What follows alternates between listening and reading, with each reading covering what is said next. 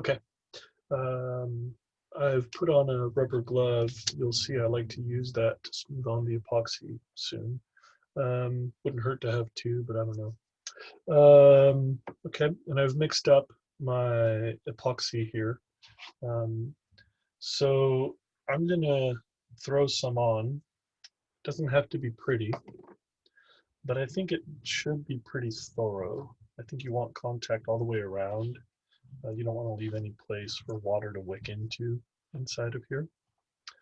Um, so here's me just slopping some epoxy around. I'm probably not going to go too far past the tape right now. If it did get up there, it wouldn't matter. It's all going to get epoxied eventually, but I don't need it up there yet. So I'm just making sure that there's like a base coat of epoxy on all of this material.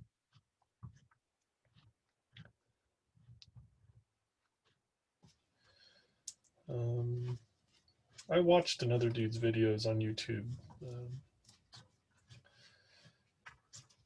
and he shows this step with a lot more care. Seems to know what he's talking about, but I find that no matter what I do right now, the same thing always happens next, which is when I start to slide on my reel seat, it'll sort of push all of the epoxy forward. So I go right up until the first gap in the tape, and then I use my glove to make sure that I've got plenty of epoxy where the reel seat would bond directly to the blank itself. And I slide past that, push it all back down into that gap where the tape is, and so on.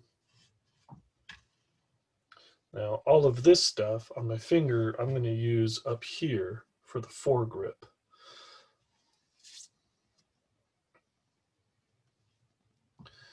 Again, this is why I really like to have the glove.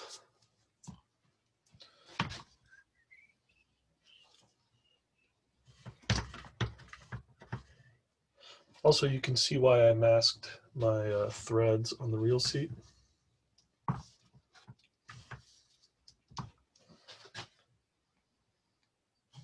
And here, where I'm about to meet my rear grip, it's always possible to clean that up, and I'm going to have to clean it up anyway, but I try to remove most of the excess before the final push, just so that I've got less goops on my workbench.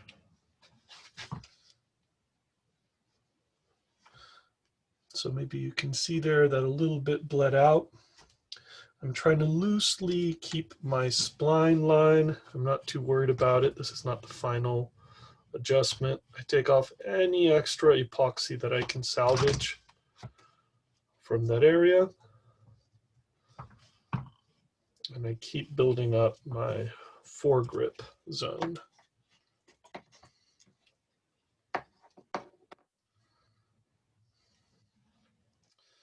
I've got quite a bit of epoxy left, and I really won't need it. It doesn't take very much at all because it's such a tight fit. When I put on the foregrip, it's just easier to apply it now if I have more than I need.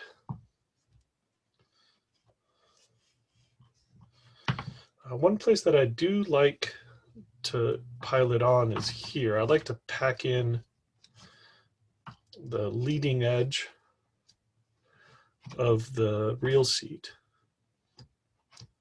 Again, to make sure that there's no chance for water to intrude under that.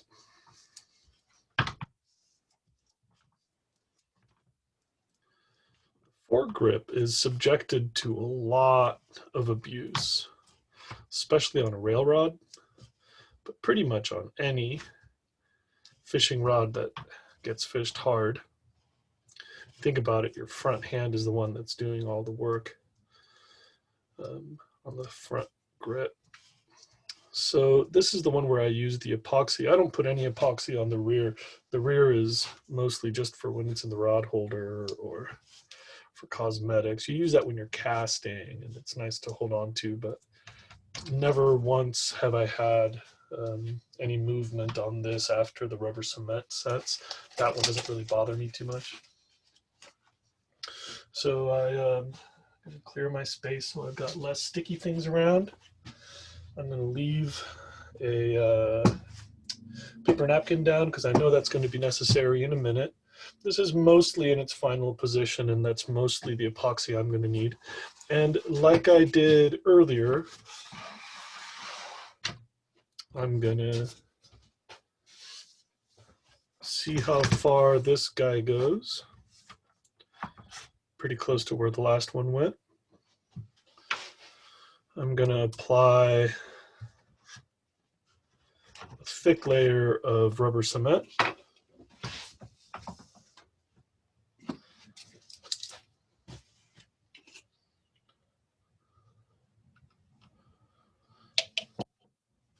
To create a lubricating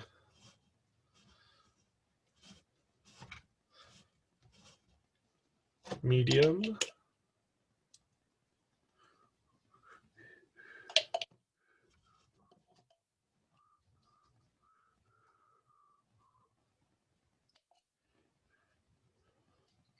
And then just a teeny little bit to make sure that it'll slide until it meets the epoxy.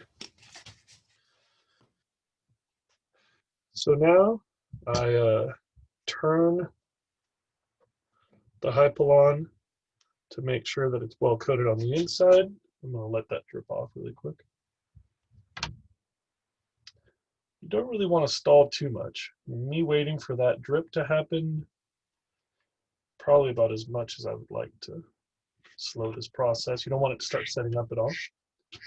And then, like before, one smooth motion all the way down to the reel seat. Sorry, I have to quiet my cell phone.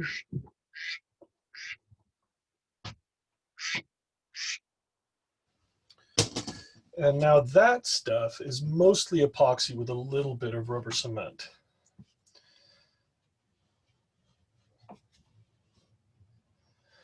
It's a lot easier to clean it up off the reel seat than it is to clean it up off the Hypalon. But all of that will clean up really easily in just a moment here. So that's a tight fitted and epoxied Hypalon foregrip, a reel seat, and that's going to keep moving as I adjust this. And that's my rear seat.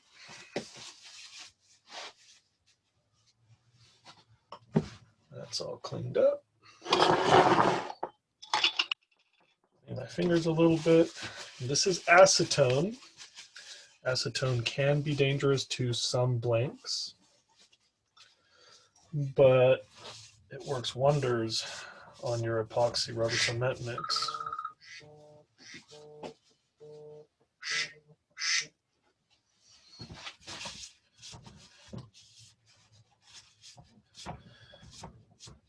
So there it is. A little bit of cleanup. I'll probably go through that once more to make sure that there's nothing left. I actually had left a little bit on this rod. That was sort of a bummer. You can sand that off later. I am in some high demand today. Nobody ever calls me. Okay, and I'm going to also remove this one. Clean up that surface. I'm going to make sure that I find my spline lines.